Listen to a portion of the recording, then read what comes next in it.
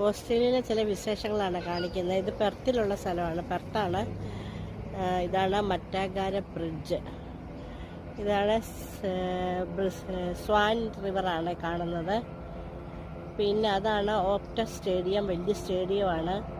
ഇവിടെ കളികളൊക്കെ എപ്പോഴും നടക്കുന്നുണ്ട്.